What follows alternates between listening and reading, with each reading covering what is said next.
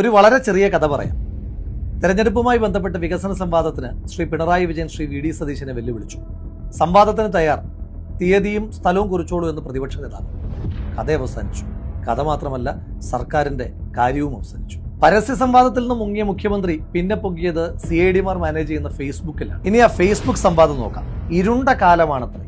ഏത് കാലം? ശ്രീ ഉമ്മൻചാണ്ടി സാർ കേരളം ഭരിച്ചിരുന്ന 2011 മുതൽ 16 വരെ ഇരുണ്ട കാലമാണ്. മുഖ്യമന്ത്രി തുടങ്ങിയ ക്യാമ്പയിനാണ്. അതിനകത്ത് ആദ്യം തന്നെ പറയുന്നു, മുടങ്ങിയ ക്ഷേമം, 18 മാസം വരെ ക്ഷേമ പെൻഷൻ കുടിശ്ശിക വരുത്തിയ UDF കാലം. ശ്രീ വിജയ, നിങ്ങൾ എന്തൊരു വലിയ കള്ളനാണ്. പച്ചക്കിങ്ങനെ കള്ളം പറയാൻ നിങ്ങൾക്ക് ചില്ലറ ഉളുപ്പൊന്നും പോരാ. എത്ര കാലമായി ഫേസ്ബുക്കിലും നിയമസഭയിലും ചാനൽ ചർച്ചകളിലുമൊക്കെ പോരാളി ഷാജി തൊട്ട് പോരാളി വിജയൻ വരെ തേഞ്ഞൊട്ടിയ ക്യാപ്സൂളുമായിട്ടാണ് മുഖ്യമന്ത്രി ഈ തെരഞ്ഞെടുപ്പിൽ എത്തിയിരിക്കുന്നത്. ക്ഷേമ പെൻഷനുമായിട്ട് ബന്ധപ്പെട്ട് നിങ്ങൾ പറയുന്ന ഏറ്റവും വലിയ കള്ളം ക്ഷേമ പെൻഷൻ തുടങ്ങിയത് നിങ്ങളാണെന്നാണ്. അത് തന്നെ തെറ്റാണ്. ശ്രീ ആർ ശങ്കർ കേരളത്തിന്റെ മുഖ്യമന്ത്രിയായിരിക്കുമ്പോഴാണ് കേരളത്തിൽ ആദ്യമായി ക്ഷേമ പെൻഷനുകൾ തുടങ്ങുന്നത്. ഉമ്മൻചാണ്ടി സാറിന്റെ കാലത്ത് ക്ഷേമ പെൻഷനുകളെ പറ്റി എടുക്കുമ്പോൾ നിങ്ങൾ പറയുന്ന ഏറ്റവും പ്രധാനപ്പെട്ട കള്ളം 18 മാസം കുടിശ്ശിക വരുത്തി എന്നുള്ളതാണ്. AKG സെന്ററിലെ ക്യാപ്സൂൾ ഞാൻ പറയുന്നില്ല. പകരം കേരള നിയമസഭയിലെ നക്ഷത്ര ചിഹ്നം ഇടാത്ത ചോദ്യം നമ്പർ 371, 14ാം കേരള നിയമസഭ 5ാം സമ്മേളനം. ചോദ്യകർത്താവ് ശ്രീ M സ്വരാജ്, ഉത്തരം നൽകുന്നത് കേരളത്തിന്റെ അന്നത്തെ ധനകാര്യമന്ത്രി ശ്രീ PM തോമസ് ഐസക്. ഈ സർക്കാർ അധികാരമേൽക്കുമ്പോൾ ക്ഷേമ പെൻഷനുകൾ എത്ര മാസം കുടിശ്ശികയുണ്ടായിരുന്നു എന്ന് തരംതിരിച്ചറിയിക്കാമോ? അതിന് മറുപടി തോമസ് ഐസക് പറയുന്നു, ഈ സർക്കാർ അധികാരമേൽക്കുമ്പോൾ 2014 നവംബർ മുതൽ 2015 ജനുവരി വരെയുള്ള ക്ഷേമ പെൻഷൻ തുക വിതരണം ചെയ്യപ്പെടാതെ വാർദ്ധക്യകാല പെൻഷൻ, വിധവാ പെൻഷൻ തുടങ്ങിയ പെൻഷനുകളുടെ ലിസ്റ്റ് പറയുകയാണ്. അതായത് 3 മാസത്തെ മാത്രം പെൻഷൻ തുകയെ നിങ്ങൾക്ക് എങ്ങനെയാണ് 18 മാസം എന്ന് പറയാൻ കഴിയുക? മാത്രമല്ല, 18 മാസക്കാലം പെൻഷൻ മുടങ്ങിക്കിടന്നാൽ ഏതാണ്ട് 7000-ഓളം കോടി രൂപ ആ കുടിശ്ശികയായി നിങ്ങൾ അടയ്ക്കേണ്ടി വരും. ബഹുമാന്യനായ കേരളത്തിന്റെ ധനകാര്യ വകുപ്പ് മന്ത്രി 2017 അവതരിപ്പിച്ച ബഡ്ജറ്റിൽ തന്നെ പറഞ്ഞിരിക്കുന്നു, 1000 കോടിക്കടുത്ത് മാത്രമാണ് മുൻ സർക്കാരിന്റെ കുടിശ്ശിക അടച്ചിട്ടുള്ളത് എന്ന്. മാത്രമല്ല, പെൻഷനുമായിട്ട് ബന്ധപ്പെട്ട് ഉമ്മൻചാണ്ടി സാർ വർധനവ് വരുത്തിയിട്ടില്ല എന്നാണ് നിങ്ങൾ പറയുന്നത്. അത് എത്ര വലിയ കള്ളമാണ്. കേരളത്തിൽ ഉമ്മൻചാണ്ടി സാറിന്റെ കാലത്ത് മൾട്ടിപ്പിൾ പെൻഷൻ സമ്പ്രദായമായിരുന്നു. അതായത് ഒരാൾക്ക് 3 പെൻഷൻ വരെ കിട്ടുന്ന സാഹചര്യം ഉണ്ടായിരുന്നു. ഇപ്പോൾ അവിടെ നിന്ന് സിംഗിൾ പെൻഷനായി, ഒരാൾക്ക് പരമാവധി 1 പെൻഷൻ മാത്രം. ഉമ്മൻചാണ്ടി സാറിന്റെ കാലത്ത് 300 രൂപയായിരുന്ന പെൻഷൻ അത് അദ്ദേഹം തന്നെ 400 ആക്കി, 500 ആക്കി, 600 ആക്കി, 1000 ആക്കി, 1100 ആക്കി, 1200 ആക്കി. ഒരു പെൻഷൻ 1400 ആക്കിയതിനു ശേഷം മാത്രമാണ് ശ്രീ ഉമ്മൻചാണ്ടി സാർ അധികാരം വിട്ടൊഴിയുന്നത്. ഉമ്മൻചാണ്ടി സാറിന്റെ ഗവൺമെന്റിന്റെ കാലത്ത് പെൻഷൻ മേഖലയിൽ വരുത്തിയ മറ്റൊരു വിപ്ലവകരമായ മാറ്റം, 2011 ആണ്ട് വരെ കേരളത്തിൽ ആകെ പെൻഷൻ വാങ്ങുന്ന ആളുകളുടെ എണ്ണം 16 ലക്ഷമായിരുന്നത് ഉമ്മൻചാണ്ടി സാറിന്റെ കാലത്ത് 34 ലക്ഷമായി മാറ്റി. മാത്രമല്ല, മറ്റു ചില ക്ഷേമ പെൻഷൻ 8 ലക്ഷം കൂടി കൂട്ടുമ്പോൾ 42 ലക്ഷം ആളുകൾക്ക് ഈ സർക്കാർ പെൻഷൻ കൊടുത്തിരുന്ന സർക്കാരിനെയാണ് ഉമ്മൻചാണ്ടി സാർ നയിച്ചുകൊണ്ടിരുന്നത്. ഇനി നിങ്ങളുടെ സർക്കാരിന്റെ പ്രത്യേകത എന്താണ്? ശ്രീ പിണറായി വിജയൻ കേരളത്തിന്റെ മുഖ്യമന്ത്രിയായതിനു ശേഷമാണ് പെൻഷൻ കൊടുക്കുവാൻ വേണ്ടി പ്രത്യേകമായി പെട്രോളിനും ഡീസലിനും 2 രൂപ വീതം സെസ് ഏർപ്പെടുത്തിയത്. എന്നിട്ടും നിങ്ങൾ 4-5 മാസം പെൻഷൻ മുടക്കിയതിന്റെ ഭാഗമായിട്ട് ചക്കിട്ടപ്പാറയിലെ ജോസഫ് എന്ന് പറയുന്ന ഒരു സാധു മനുഷ്യന് ആത്മഹത്യ ചെയ്യേണ്ടി വന്ന സാഹചര്യം ഈ നാട്ടിലുണ്ടായിട്ടില്ല. ഈ തെരഞ്ഞെടുപ്പ് കാലത്ത് നിങ്ങളുടെ മറ്റൊരു പ്രധാനപ്പെട്ട ക്യാപ്സ്യൂളാണ് പവർക്കെട്ടില്ലാത്ത കേരളം. ശ്രീ വിജയനോട് ചോദിക്കുന്നു, പവർക്കെട്ട് ഒഴിവാക്കാൻ ഈ സർക്കാർ ചെയ്ത നടപടി എന്താണ്? എവിടെ നിന്നാണ് തുടക്കം? പവർക്കെട്ടില്ലാത്ത കേരളം എന്ന ക്യാമ്പയിൻ നിങ്ങൾക്ക് നടത്താൻ പറ്റുന്നത് 2016 ശ്രീ പിണറായി വിജയൻ മഴുവറിഞ്ഞുണ്ടായതാണ് കേരളം എന്ന് വിശ്വസിക്കുന്ന ഒരു സംഘം അല്പബുദ്ധികളായ വിജയൻ സേനക്കാർ പറയുന്ന മറ്റൊരു പ്രധാനപ്പെട്ട പ്രചരണം പവർക്കെട്ടില്ലാത്ത കേരളമാണ് വിജയന്റെ കാലമെന്ന്. ഒരു കാര്യം തിരിച്ചു ചോദിച്ചോട്ടെ, കേരളത്തിൽ ഇന്ന് പവർക്കെട്ടില്ലാതാകാൻ ശ്രീ പിണറായി വിജയന്റെ കാലത്ത് 16 മുതൽ 26 വരെ എടുത്ത സവിശേഷമായ ഇടപെടൽ എന്താണ്? ഇന്ന് കേരളത്തിൽ പവർക്കെട്ടില്ലാതിരിക്കുന്നുവെങ്കിൽ അതിന് 3 പ്രധാനപ്പെട്ട കാരണങ്ങളാണുള്ളത്. ഒന്ന്, 2012 ദക്ഷിണേന്ത്യൻ സംസ്ഥാനങ്ങളിൽ വൈദ്യുതി പ്രതിസന്ധി രൂക്ഷമായപ്പോൾ എല്ലാ സംസ്ഥാനങ്ങളിലും വൈദ്യുതി ലഭ്യമാക്കുവാൻ വേണ്ടിയിട്ട് ശ്രീ മൻമോഹൻ സിംഗിന്റെ ഗവൺമെന്റ് നടപ്പിലാക്കിയ നാഷണൽ ഗ്രിഡ് പോളിസി. അങ്ങനെ 2013 മുതൽ രാജ്യത്ത് എവിടെ നിന്ന് വേണമെങ്കിലും കേരളത്തിലേക്ക് വൈദ്യുതി എത്തിക്കുവാൻ ആവശ്യമായിട്ടുള്ള നയങ്ങൾ ആ സർക്കാരിന്റെ ഭാഗത്തുനിന്നുണ്ടായി. രണ്ടാമത്തെ പ്രധാനപ്പെട്ട കാരണം സോളാർ മേഖലയിൽ ഉണ്ടായ വലിയ തോതിലുള്ള വൈദ്യുതി ഉൽപ്പാദനമാണ്. സോളാറിന്റെ പേരിൽ ഒരുപാട് പഴി കേട്ടിട്ടും നയങ്ങളിൽ നിന്ന് ഒരടി പോലും പിന്നോട്ട് പോകാതിരുന്ന ഉമ്മൻചാണ്ടി സർക്കാരിന്റെ ഇടപെടലുകളുടെ ഭാഗമായി 2016 14.15 മെഗാവാട്ട് ആയിരുന്ന സോളാർ എനർജിയുടെ പ്രൊഡക്ഷൻ 2026 എത്തുമ്പോൾ പല മടങ്ങ് വർദ്ധിച്ച് 1700 മെഗാവാട്ടിലേക്ക് എത്തിയപ്പോൾ നമുക്ക് മറ്റൊരു മേഖലയിൽ നിന്ന് വലിയ തോതിൽ വൈദ്യുതി എത്തുവാനായി തുടങ്ങി.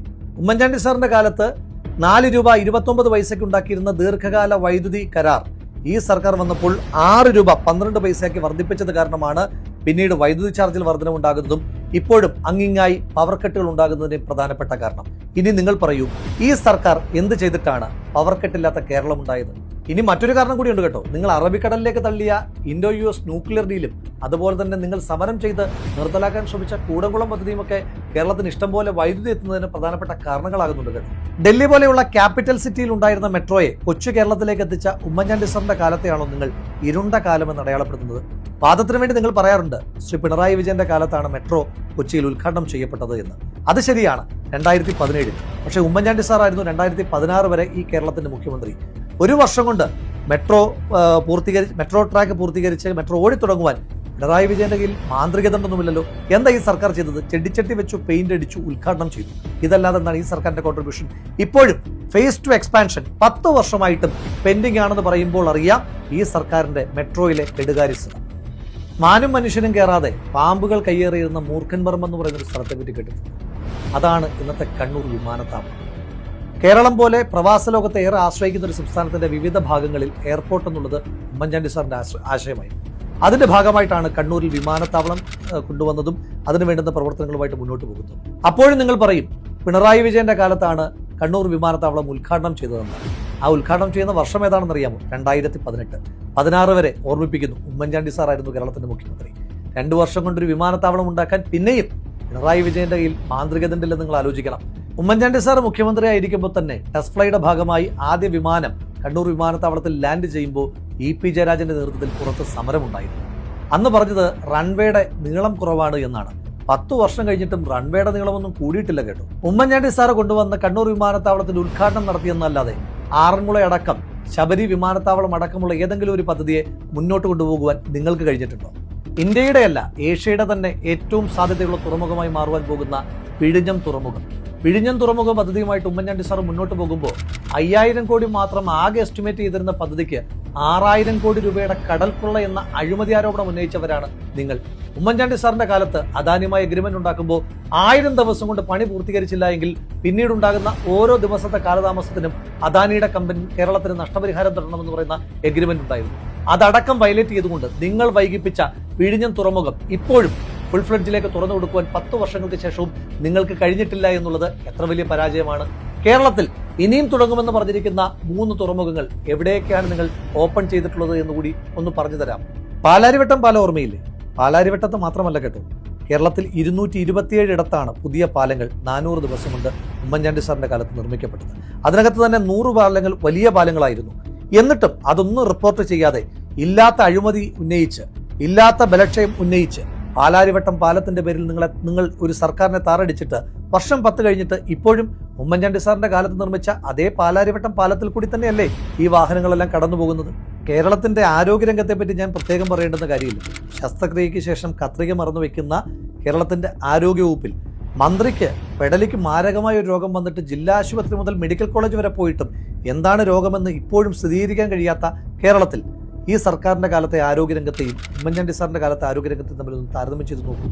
കോവിഡിന്റെ കാലത്ത് PR ഒരുപാട് ചെയ്തുവെങ്കിലും പുതിയ കണക്കുകൾ പ്രകാരം എന്താണ് തെളിയിക്കുന്നത്? ഈ രാജ്യത്ത് ഏറ്റവും അധികം കോവിഡ് കേസുകൾ റിപ്പോർട്ട് ചെയ്യപ്പെട്ട 2ാമത്തെ സംസ്ഥാനം കേരളമാണ്. ഈ രാജ്യത്ത് ഏറ്റവും അധികം കോവിഡ് ഡെത്തുകൾ റിപ്പോർട്ട് ചെയ്യപ്പെട്ട സംസ്ഥാനം കേരളമാണ്. ഈ രാജ്യത്ത് ഏറ്റവും അധികം കോവിഡ് ഡെത്തുകൾ മറച്ചുവെച്ച സംസ്ഥാനവും കേരളമാണ്. അവിടെയാണ് ഉമ്മൻചാണ്ടി സാറിന്റെ കാലത്ത് പുതിയ 16 മെഡിക്കൽ കോളേജ്, അതിന്റെ പാലക്കാട്ടെ മെഡിക്കൽ കോളേജ്, പത്തനംതിട്ടയിലെ കോന്നി മെഡിക്കൽ കോളേജ് അടക്കമുള്ള 16 പുതിയ മെഡിക്കൽ കോളേജുകൾ കൊണ്ടുവന്നൊരു സർക്കാർ. ആ സർക്കാരിന്റെ മെഡിക്കൽ കോളേജുകളെ ഉമ്മൻചാണ്ടി സാറിന്റെ കാലത്ത് കൊണ്ടുവന്നു എന്നതിന്റെ പേരിൽ മാത്രം അട്ടിമറിച്ച സർക്കാരല്ലേ നിങ്ങളുടേത്? ഈ അടുത്ത ദിവസങ്ങളിൽ നമ്മൾ വായിച്ച ഏറ്റവും പ്രധാനപ്പെട്ട വാർത്തകളിലൊന്നാണ് തിരുവനന്തപുരം മെഡിക്കൽ കോളേജിൽ അഗ്നിബാധയെ തുടർന്ന് 5 പേർ ദാരുണമായി കൊല ചെയ്യപ്പെട്ട സംഭവം. അഗ്നിബാധ ഉണ്ടായപ്പോൾ പെട്ടെന്ന് മറ്റൊരു മെഡിക്കൽ കോളേജിലേക്ക് ഷിഫ്റ്റ് ചെയ്യുവാൻ പറ്റിയിരുന്നുവെങ്കിൽ ആ രോഗികൾ കൊല്ലപ്പെടുമായിരുന്നില്ല. തിരുവനന്തപുരത്ത് ഉമ്മൻചാണ്ടി സാറിന്റെ കാലത്ത് 2ാമത്തെ മെഡിക്കൽ കോളേജ് കൊണ്ടുവന്നതാണല്ലോ. അതിന്റെ കെട്ടിടത്തിന്റെ നിർമ്മാണവും അതുപോലെ തന്നെ ഇന്ത്യൻ മെഡിക്കൽ കൗൺസിലിന്റെ അംഗീകാരവും എല്ലാം പൂർത്തീകരിച്ചിട്ടും ഉമ്മൻചാണ്ടി സാർ കൊണ്ടുവന്നു എന്നതിന്റെ ഒറ്റ കാരണം പറഞ്ഞുകൊണ്ട് അത് തുറന്നു കൊടുക്കാത്ത സർക്കാരല്ലേ പിണറായി വിജയന്റെ സർക്കാർ?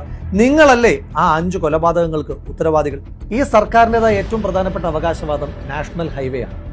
തള്ളൊക്കെ കേട്ട് കഴിഞ്ഞാൽ നമ്മൾ വിചാരിക്കും പാറശാലയ്ക്ക് അപ്പുറവും മഞ്ചേശ്വരത്തിന് ഇപ്പുറവും ദേശീയപാതയില്ല, ഈ കേരളത്തിൽ മാത്രമേ ഉള്ളൂ എന്ന്.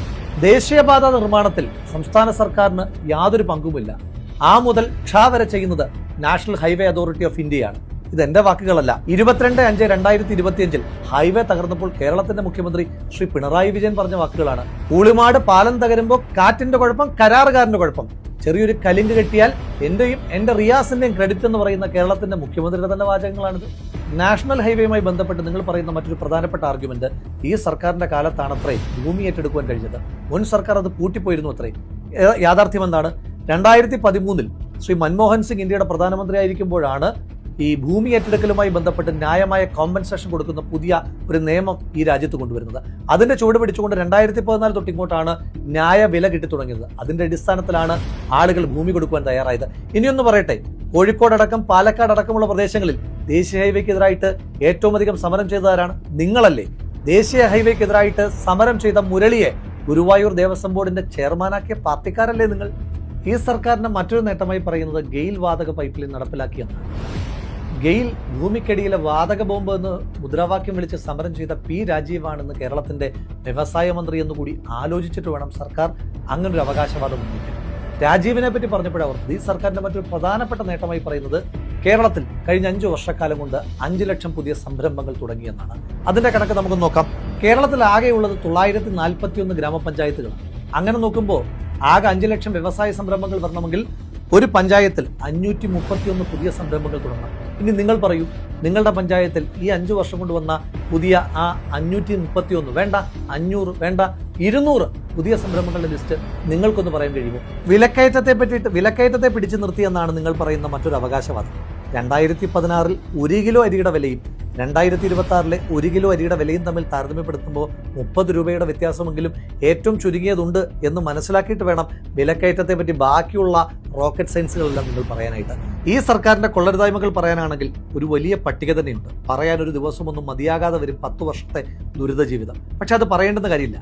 ബസ്സിന്റെ പുറത്ത് നിങ്ങൾ എത്രയൊക്കെ സ്റ്റിക്കർ PRDയുടെ ഒട്ടിച്ചു വെച്ചാലും ബസ്സിനകത്ത് യാത്ര ചെയ്യുന്ന മനുഷ്യന്മാർക്കറിയാമല്ലോ കഴിഞ്ഞ 10 വർഷക്കാലമായി അവർ അനുഭവിക്കുന്ന സത്യമായ ജീവിതത്തെപ്പറ്റി. ഇതുപോലെയുള്ള വ്യാജ വാഗ്ദാനങ്ങളുടെ, ഇതുപോലെയുള്ള വ്യാജ അവകാശവാദങ്ങളുടെ കോടാനുകോടികൾ മുടക്കിയിട്ടുള്ള PR തട്ടിപ്പുകളുടെ കാലമായിരുന്നില്ല ഉമ്മൻചാണ്ടി സാറിന്റെ കാലം. നിങ്ങൾ എത്ര വേട്ടയാടിയിട്ടും, നിങ്ങൾ എത്രയൊക്കെ കടന്നാക്രമിച്ചിട്ടും ഈ നാടിന്റെ വികസനത്തിന് വേണ്ടി, ഈ നാടിന്റെ ക്ഷേമത്തിന് വേണ്ടി, ഈ നാട്ടിലെ മണ്ണിനെ മനുഷ്യനെയും ചേർത്ത് പിടിക്കുവാൻ വേണ്ടി തന്റെ ജീവിതം മാറ്റിവെച്ച ആ മനുഷ്യനെ പറ്റി ആ കല്ലറയിൽ എഴുതിയിരിക്കുന്ന വാചകം മാത്രമേ ഓർമ്മപ്പെടുത്തുവാനുള്ളൂ. സത്യമായും ആ മനുഷ്യൻ നീതിമാനായി.